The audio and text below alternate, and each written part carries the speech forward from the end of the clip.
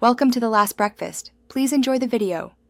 In this video, I will show you how to replace an Acura Mdx headlight bulb. First, gather your tools, including a new bulb and a screwdriver. Make sure your vehicle is completely off and the engine has cooled down to prevent burns.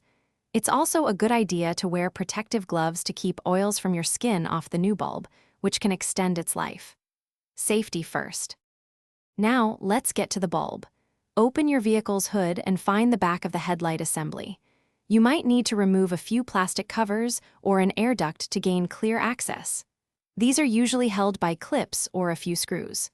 Once clear, locate the round access cap on the back of the headlight and twist it counterclockwise to remove it. With the access cap off, you'll see the old bulb. Gently disconnect the electrical connector by pulling it straight off. Next, unclip the retaining spring that holds the bulb firmly in place. It usually swings open. Carefully remove the old bulb. Now, take your new bulb, holding it only by its base, and insert it into the housing, ensuring it's seated correctly.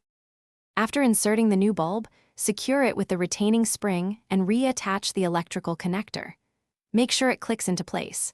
Replace the round access cap by twisting it clockwise until it's snug. Reinstall any air ducts or plastic covers you removed earlier.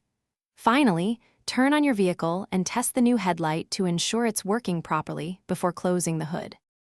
Thanks for watching. If this was helpful, leave a like and consider subscribing. See you next time.